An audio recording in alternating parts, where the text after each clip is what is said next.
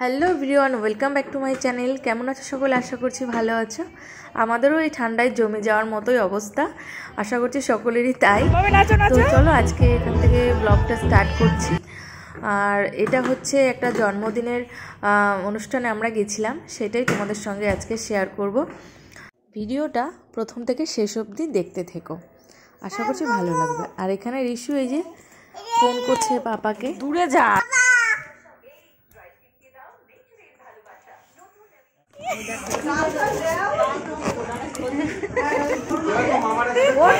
ওটাও খুলে নিচ্ছে, ও আমার কি পড়েছে, খুলবে? গরম লাগছে। তো চলে আসলাম যেখানে গৃহিণীদের বেশিরভাগ সময় কেটে যায়, রান্নাঘর।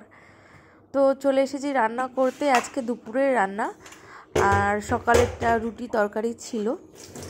তো আজকে খুবই সিম্পলভাবে রান্না বান্না করে তাড়াতাড়ি করে চলে যাব নেমন্তন্ন খেতে, সেই জন্য বেশি কিছু করব না। মাছের ঝোল করব আর করব ছিম পোস্ত। শীতকালে সবজি তো অনেক কিছুই পাওয়া যায়, আর অনেক রকম রান্নাবান্নাও কিন্তু আমরা শীতকালে করে থাকি। তো যাই হোক, কথা বলতে বলতে ভাতও অনেকটাই প্রায় হয়ে এসেছে, দেখতেই পাচ্ছ। তো এবার ভাতটা আমার হওয়ার পথে, আর এদিকে করে নিচ্ছি ছিম। পাশে করে নিয়েছি, এই যে ছিমও করে নিয়েছি। এটা আমি পরে ক্লিপটা নিয়েছি, তো সেই কারণে প্রসেসটা দেখায়নি। আর এদিকে এই যে মাছের ঝোল বেগুন দিয়ে করেছি, পোস্ত দিয়ে মাছের ঝোল করেছি, মানে সর্ষে পোস্ত দিয়ে। বেগুনটা আমার একটু বেশি ভাজা হয়ে গেছিলো, সে কারণে ক্যামেরাটা ওরকম দেখাচ্ছে। ভাতটা একটু নরম করেই নামাই, কারণ আমার ছেলের খেতে একটুখানি অসুবিধা হয়, না হলে ওকে খাওয়ানো যায় না। তো ওই জন্য একটুখানি সিম করে রেখেছিলাম। তারপর আমি পুজো দিলাম, এরপর চলে এসেছি স্নান করিয়ে বাবাকে নিয়ে ওপরে। এবার ও একটু গাড়ি চড়ে খেলছে, ওয়াকারটাতে ও একটু চড়ে চড়ে খুব মজা পায়।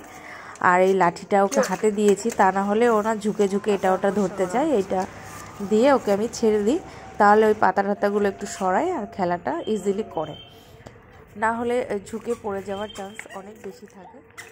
এবার আমরা রেডি হয়ে নেব, রেডি হয়ে চলে যাব রিশুর বন্ধুর বার্থডে পার্টিতে। আর এই যে ও একটা ব্লেজার পরেছে,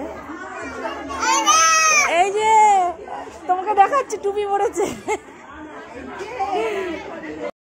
নাচো নাচো।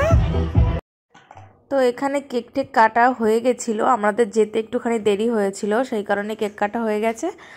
আর এখানে যে বাঙালিদের যেটা আর কি মেন আমাদের হয়ে থাকে, 5 রকম ভাজা দিয়ে নানান রকম খাবার যেটা রান্না হয় সেইটা দিয়ে ওর মুখে ভাত দিচ্ছিল ওর মামারা সবাই মিলে। তো আমাদের একটু লেটই হয়ে গেছিলো যেতে যেতে। আমাকে কাকিমা ফোনও করেছিল, কিন্তু আমি পৌঁছাতে পারিনি। এই যে ওর 4টে মামা, আর এইদিকে অনেকে খেতেও বসে গেছে। আমরাও তাড়াতাড়ি খেয়ে নেব, কারণ আজকে রিশু আমার মামার বাড়িতে যাবে। তো এখানে দেখো বেলুন অনেক রকমের ছিল, কিন্তু ওর সাদা রঙের বেলুনটাই বেশি পছন্দ ছিল। তো সাদা রঙের বেলুনটা নিয়েছে, কিন্তু ফাটিয়েও ফেলেছে। এখানে দেখো বেশ নিজে হাতে ভালোই ওরা সাজিয়েছে। আর আমিও ছবি তুলে খেতে বসে যাব। হ্যাঁ বাবা, একদম ঘরোয়াভাবে অনুষ্ঠানটা হয়েছে। আর এই যে বাবাই আর আমি ছবি তুলছিলাম, বাচ্চাটার সঙ্গে ছবি তুলতে গেছিলাম, সে তো একদমই একটা ছবিও তুলবে না। কিন্তু আমার বাবাই অতটা দুষ্টু না, ছবি তুলতে ভালোবাসে আমার মতোই।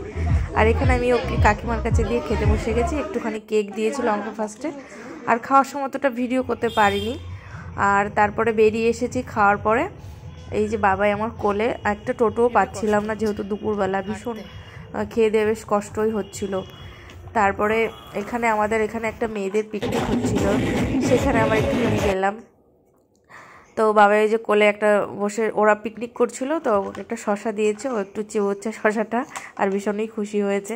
নিজে হাতে খেতে বাচ্চারা ভীষণ পছন্দ করে। তারপর ওর বাবা যখন আসলো, আমরা বেরিয়ে গেলাম, স্টেশনে পৌঁছে গেছি। এই যে বাবা একটু চশমা পরে নিয়েছে, আবার বাবা স্টাইল করছে চশমা পরে। এবার ট্রেন আসলেই আমরা পৌঁছে যাব বাবাইয়ের মামার বাড়ি।